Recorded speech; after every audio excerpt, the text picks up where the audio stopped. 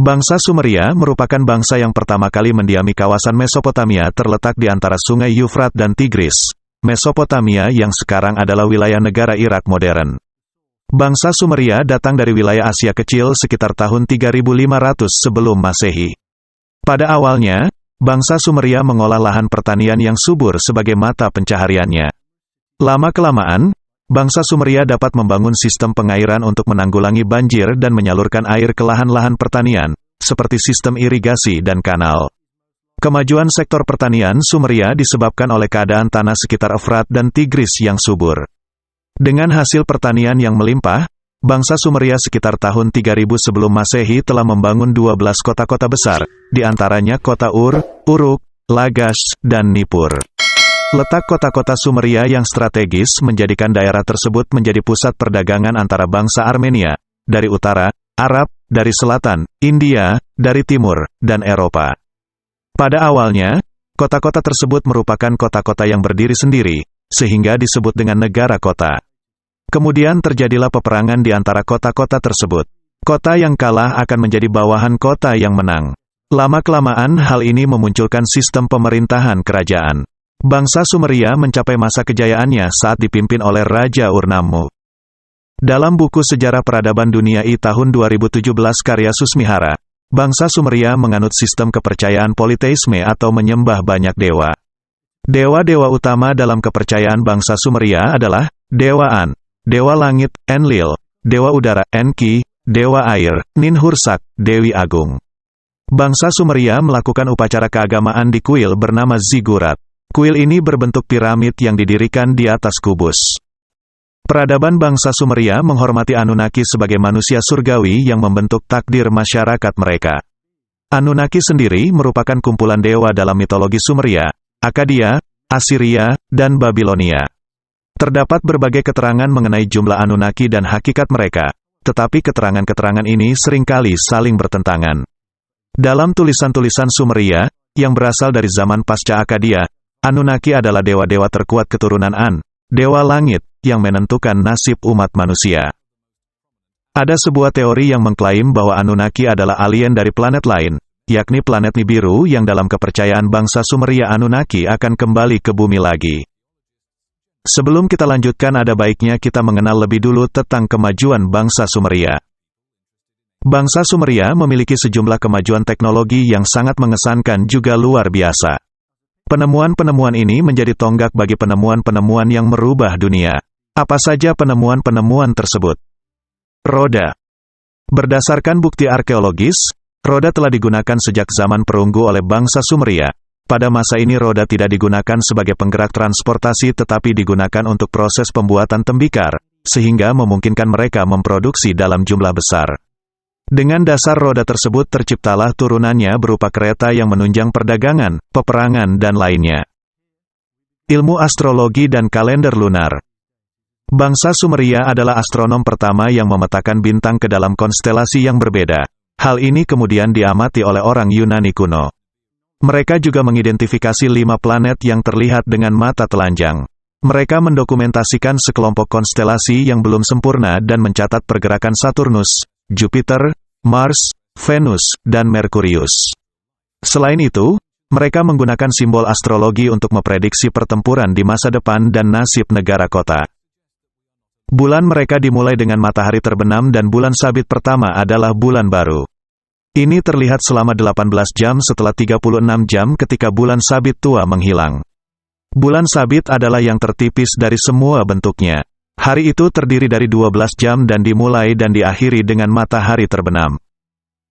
Bangsa Sumeria juga yang pertama membuat kalender lunar. Fase bulan digunakan untuk menghitung 12 bulan dalam setahun. Bangsa Sumeria memiliki 2 musim dalam setahun. Yang pertama adalah musim panas yang dimulai dengan titik balik musim semi dan yang lainnya adalah musim dingin yang dimulai dengan titik balik musim gugur. Dengan menambahkan 1 bulan ekstra setiap 4 tahun, mereka dapat menentukan tahun musim, yang berbeda dengan 3 tahun lainnya. Sistem angka. Catatan angka pertama kali ditemukan pada selembaran tanah liat. Dibuat oleh suku Sumeria yang tinggal di daerah Mesopotamia sekitar tahun 3000 sebelum Masehi. Sistem penomoran ini dikenal sebagai sistem seksagesimal. Dinamakan demikian karena memiliki angka 60 sebagai dasarnya.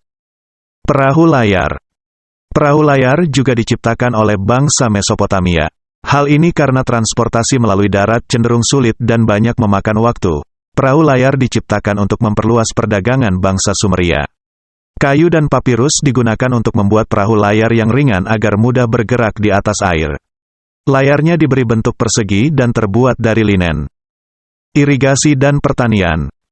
Bangsa Sumeria menjadi kelompok manusia pertama pasca Neolitikum yang dapat mengembangkan pengetahuan tinggi untuk memanfaatkan sumber daya alam di wilayahnya.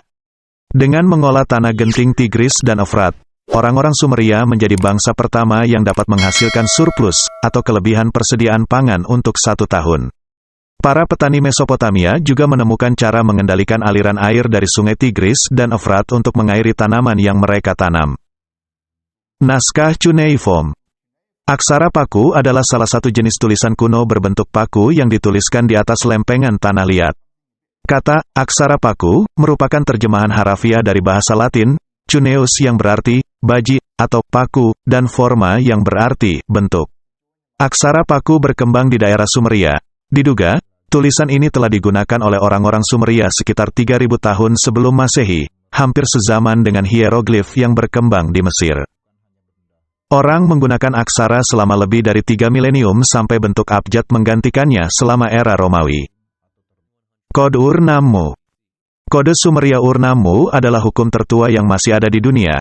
Undang-undang ini ditulis pada lempengan tanah liat atau tablet dan berasal dari tahun 2100 sampai 2050 sebelum Masehi. Ini adalah teks hukum paling awal yang ada dan dibuat 3 abad sebelum Kode Hammurabi, dan salinannya ditemukan di Nippur diterjemahkan oleh Samuel Kramer pada tahun 1952.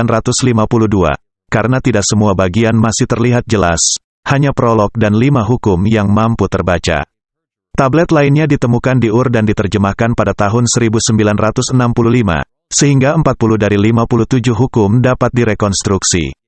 Undang-undang dicantumkan agar kejahatan diikuti dengan hukuman, cara pembuatan hukum yang menjadi hal biasa seiring berjalannya waktu. Selain itu, kode ini memberi kita gambaran sekilas tentang struktur masyarakat peradaban Sumeria. Undang-undang Ur-Nammu dianggap maju pada zamannya karena terdapat denda atau ganti rugi untuk kerusakan.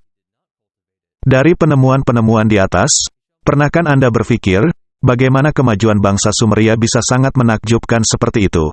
Atau ada sesuatu di balik kemajuan tersebut? Segala sesuatunya masih menjadi perdebatan hingga saat ini.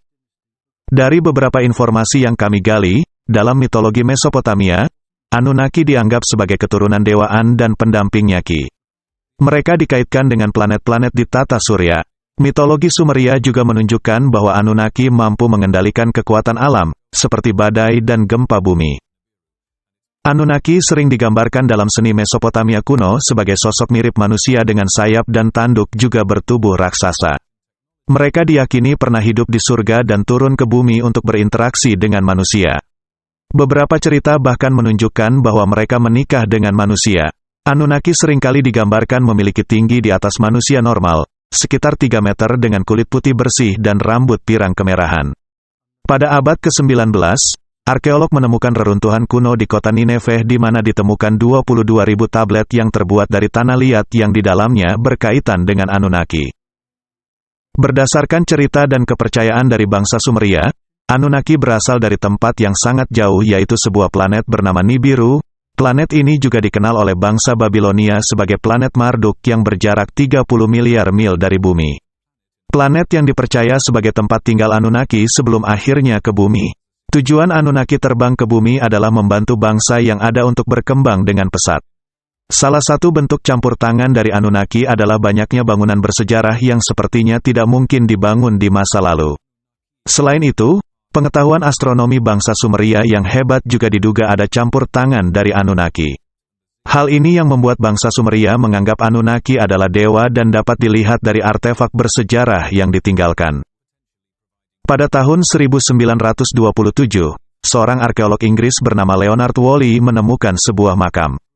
Makam itu diklaim sebagai makam Queen Puabi, yang terletak di sebuah kota kuno yang disebut Ur. Pada makam itu ditemukan tengkorak yang sungguh berbeda dari manusia pada umumnya. Tengkorak itu berukuran sangat besar. Pada masa lalu memang seringkali ditemukan tengkorak kepala yang berukuran besar. Tengkorak-tengkorak dengan kepala besar tersebut disebut-sebut bukanlah murni dari genetik, tetapi merupakan kepala dari manusia yang telah disilang dengan keturunan Anunnaki. Atau bahkan yang lebih ekstrim, sesungguhnya tengkorak itu merupakan Anunnaki itu sendiri. Dalam buku The 12 Planet, 1976, karya Zecharia Sitchin, ia mengklaim bahwa Anunnaki sesungguhnya adalah makhluk ekstraterestrial dari sebuah planet bernama Nibiru. Mereka datang ke bumi pada sekitar 500.000 tahun yang lalu dengan tujuan menggali emas. Mereka membutuhkan emas untuk memperbaiki kondisi lingkungan di planet asal mereka, Nibiru. Menurut cerita tersebut, atmosfer di planet Nibiru rusak dan memburuk karena kegiatan industri yang berlebihan, sehingga para Anunnaki membutuhkan emas untuk membuat partikel-partikel pelindung yang dapat melindungi atmosfer mereka dari radiasi matahari. Dalam buku tersebut juga disebutkan Anunnaki telah secara genetik mengubah ras Homo erectus untuk diciptakan menjadi manusia modern yang bekerja sebagai budak mereka. Jadi Anunnaki telah mencampur DNA mereka dengan DNA manusia, mengubah peradaban manusia primitif menjadi peradaban modern. Zecharia Sitchin mengklaim bahwa Anunnaki yang dahulu pernah datang ke bumi terpaksa harus meninggalkan bumi diakibatkan oleh lapisan es di Antartika yang mencair disebabkan oleh banjir pada masa Nabi Nuh atau Noah. Banjir ini juga diklaim banyak menghancurkan bangunan yang dibuat oleh Anunnaki. Anunnaki disebut-sebut telah melakukan pembangunan pada banyak rancang bangunan fenomenal yang ditemukan pada masa dunia kuno. Teori ini berpendapat itulah mengapa berbagai struktur monumental seperti misalnya piramida tampak sangat canggih dan mustahil jauh melebihi teknologi pada masanya. Seorang ahli geologi mengatakan bahwa punahnya bangsa Sumeria kuno disebabkan oleh kekeringan panjang yang terjadi 4.200 tahun silam. Kekeringan tersebut berlangsung selama 200 tahun. Hal ini diperkuat dengan beberapa bukti arkeologis dan geologis, yang menunjukkan peradaban Sumeria perlahan hancur karena kekeringan, hingga membuat kebudayaannya ikut punah dan jejak Anunnaki pun turut menghilang keberadaannya. Keberadaan dari Anunnaki hingga sekarang masih menjadi pertanyaan besar. Apakah makhluk itu benar-benar ada atau tidak? Demikian topik mengenai Anunnaki dan bangsa Sumeria. Semoga dapat menjadi tambahan referensi bagi kita semua dan terima kasih telah menonton.